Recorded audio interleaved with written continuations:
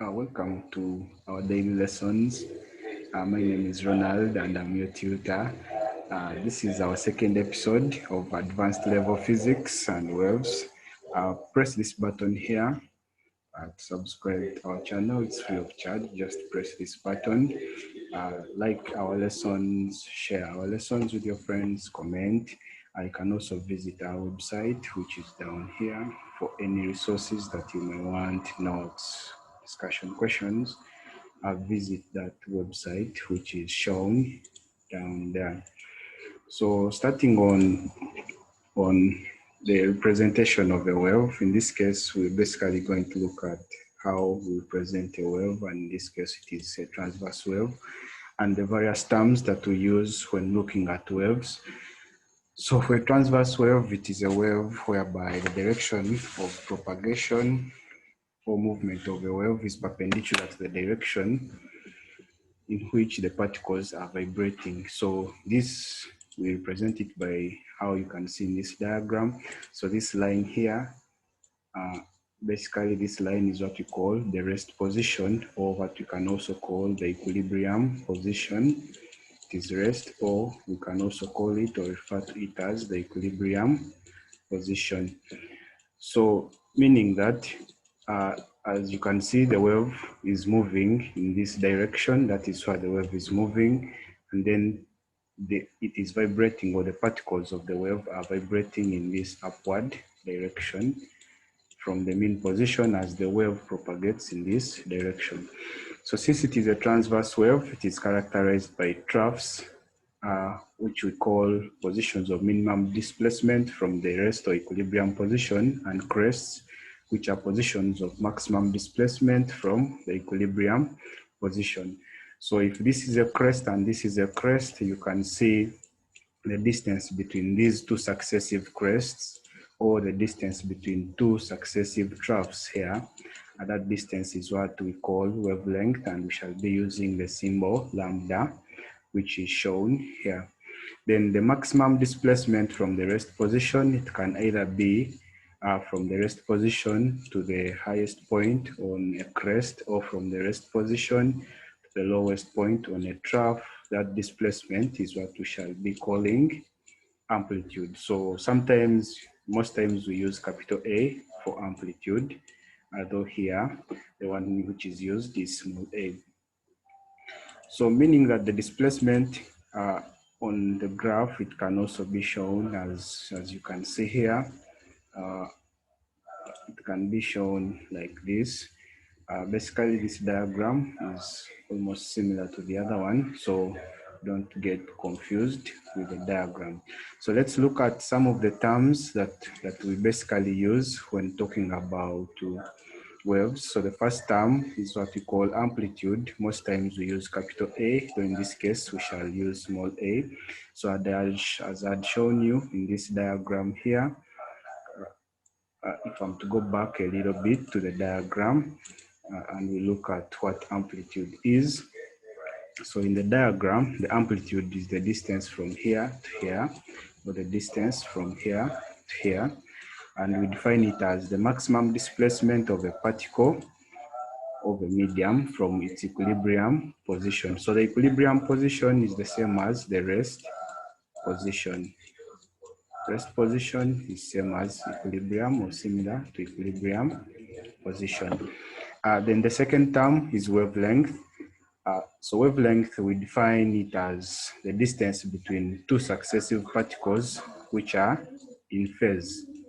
So two successive particles which are in phase.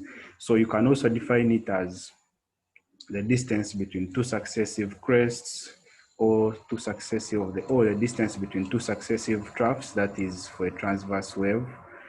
If you're defining for a longitudinal wave, you define it as the distance between two successive rarefactions, because a longitudinal wave has rarefactions. Or you can say it is the distance between two successive compressions, because a longitudinal wave is defined by rarefactions and compressions. So there is what we call a cycle. or an oscillation, or what we can call a cycle. So an oscillation or a cycle is a to and fro movement of a wave particle in a medium. To and fro movement of a wave particle from a medium is what we call an oscillation or a cycle. So another term that we have is what we call period. So for example, we can see that from this crest to this crest, that is what we call a complete oscillation. Then the time taken for the wave to make this complete oscillation, which is from one crest to another, is what we call period. So it leaves this position, and when it returns to this same position, we call that the time taken is what we call period. So basically, period is the time taken for a wave particle, the time taken for a wave particle to complete an oscillation is what we refer to as period of a wave. It is the time taken for a particle to complete one oscillation, or it is the time taken for a wave to travel a distance of one wavelength. So meaning that if a wave, for example, if a wave covers n complete oscillations, it makes n complete oscillations taking a time t seconds and has made n oscillations, then in this case the period t will be given by, since it is the time taken to complete one oscillation, the period will be given by the total time taken t divided by the number of oscillations. Next, that is if we have the number of oscillations that the wave makes. Okay.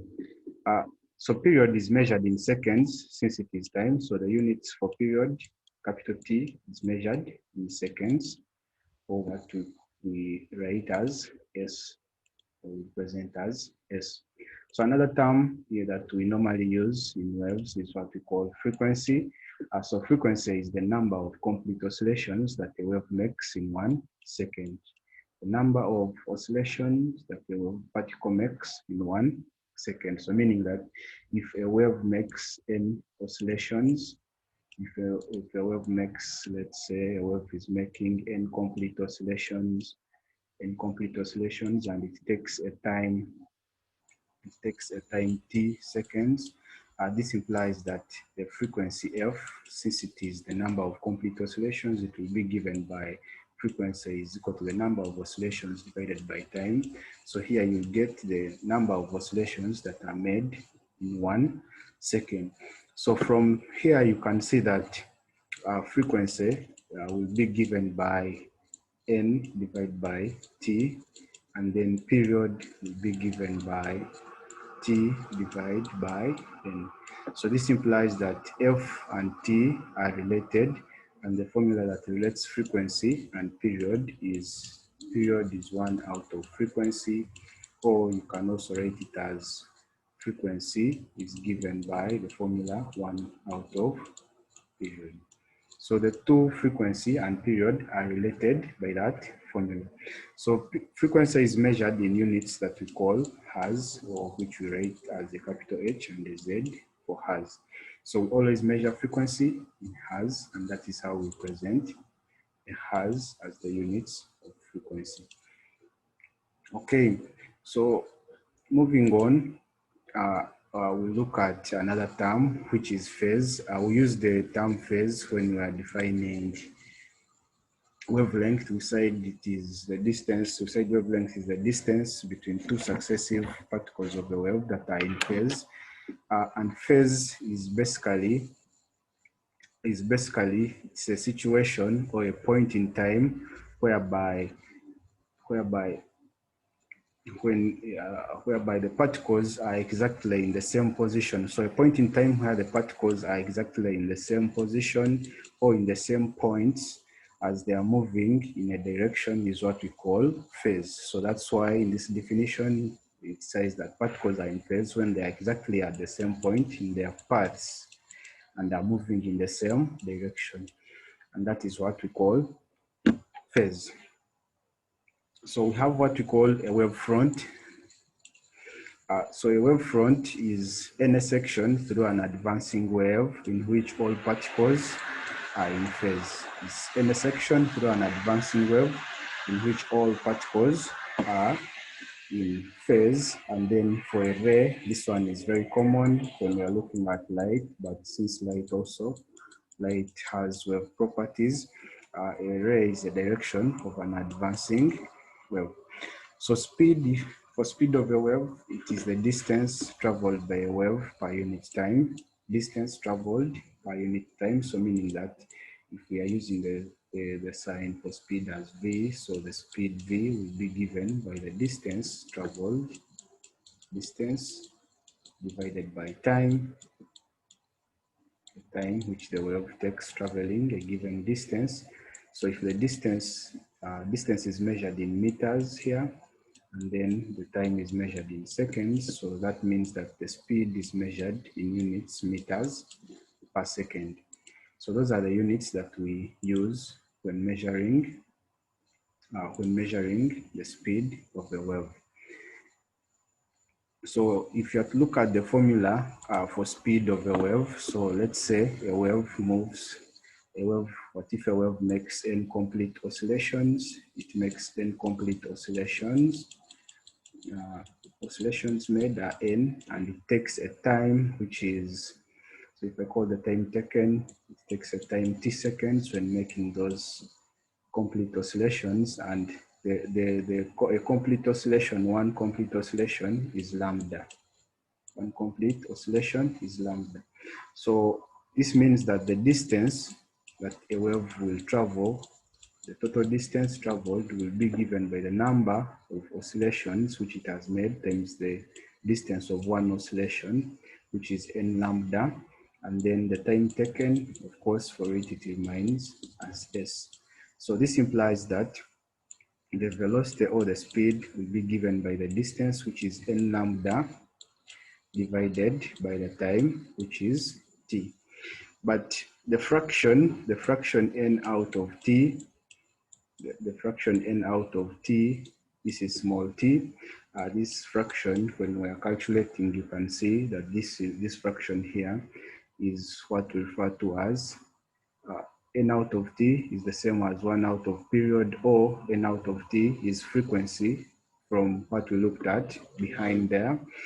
So n out of t is equivalent to frequency, or it is the number of oscillations which are made in 1 second. So this will imply that v will be given by f lambda. So this is the equation of what we call the wave equation, or the equation of the wave. So n out of t can also be equivalent to 1 out of period. So meaning that the equation can also be written as velocity is lambda divided by t, where t, capital T, is the period of the wave. So this is how we can derive that equation, or you can use this. So in this case, we are considering one complete oscillation, which is lambda, or one wavelength. So to cover one wavelength, the time taken t is equivalent to period.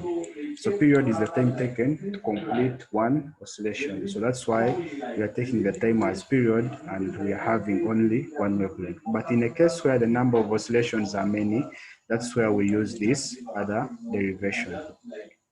So let us look at some examples where we are supposed to apply the equation. So the first example is here, and it is about Sanyu FM broadcasts at a frequency of this. Calculate the wavelength of radio waves. So we all know that radio waves, they all travel at the speed of light, and the speed of light is 3 times 10 power 8, or what you can call 3 exponent 8 meters per second. Then the frequency is, of course, 88.2 megahertz. So, of course, when they are megahertz, we have to first convert to SI units, which are hertz, and we do that by multiplying by 10 power 6, like this. So we get our answer in hertz. So finally, To get the wavelength, we apply the wave equation, which is velocity is given by the frequency multiplied by the wavelength. So meaning that from here, the wavelength will be given by velocity divided by frequency. So just do the substitution of velocity and frequency and make sure that the wavelength you get is in the standard units, which are meters. So every time you're dealing with questions to do with wave equation, make sure velocity is in meters per second. Also make sure that the frequency is in hertz. Okay, looking at another equation, because for this, the answer, I hope that we've pressed our calculators properly and we've got the answer as this. Looking at another example, which is given down here. In this example here, we have a vibrator produces waves which travel a distance of 12 meters in 4 seconds. If the frequency is this, so in this question here, we are given that the distance. So if I call the distance is equal to 12 meters. We are also given that the time is 4 seconds. If the frequency is 2 hertz, they are asking us to find the wavelength of the wave. Find the wavelength of the wave. So to find the wavelength of the wave, since we have distance and time, these two can help us to first calculate the speed of the wave. So we know that the speed v is given by distance divided by time. This will be given by 12 divided by 4. And when you divide 12 by 4, this will end up giving us 3 meters per second as the speed or the value of v.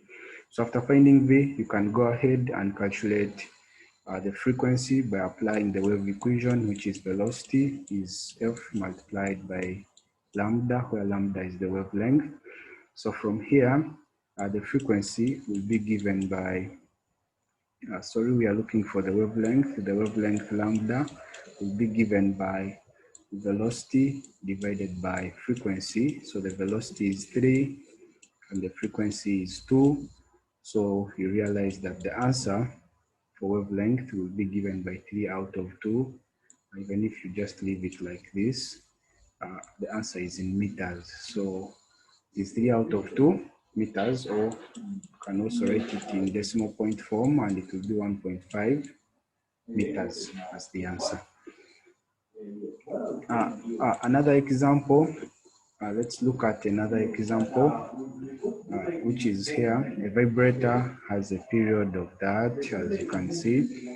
The period is given and it is 0.02 seconds, produces circular waves of water in a tank, the distance between any two successive crests.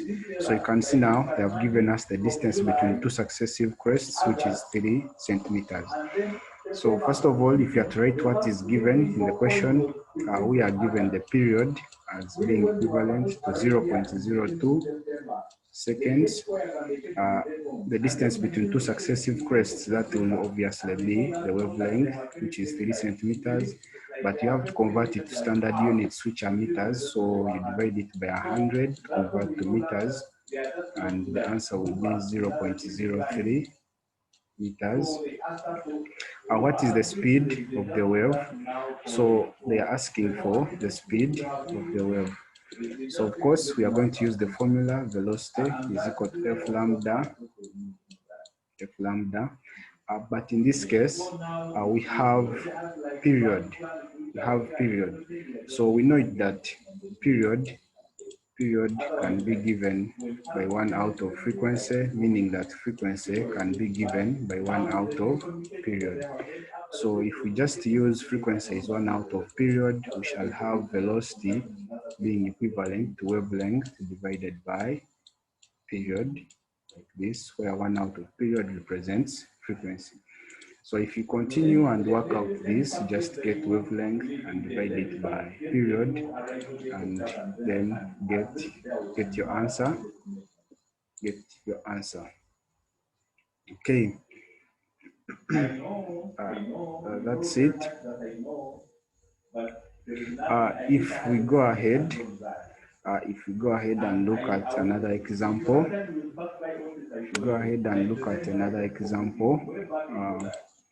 the last one, which is water waves are produced at a frequency of 50 Hz, and the distance between 10 successive troughs is 18 centimeters. Calculate the velocity of the wave. So for this, they've given us the frequency. Frequency F is given by 50 Hz, and then the distance between 10 successive crests is 18 centimeters. So most people will get confused here. So if you have 10 successive crests, remember for every 2 successive crests, you have one wavelength. So if you have 3 crests, that means you'll be having 2 wavelengths. So meaning that for the number of crests, the wavelengths are always less by 1 in accordance to the number of crests. So meaning that in here, in these 10 successive troughs or crests, you'll be having 9 wavelengths. You'll be having 9 wavelengths. So meaning that nine wavelengths, the distance for 9 wavelengths is the one which is equivalent to 18 centimeters. So this means that a wavelength for this wave will be given by 18 divided by 9, and this will be 2 centimeters. If you change this to meters, 2 divided by 100, this will be 0.02 meters. So meaning that you can go ahead and calculate the velocity, still using the same formula, the wave equation, which is velocity is F lambda. So you just multiply the velocity of 50 times the wavelength, which is 0.02 meters. So you calculate this and you see what exactly it leads you into. Otherwise, thank you for listening. Watch out for our next episode. Please remember to subscribe, press that button to enjoy all our lessons. Thank you.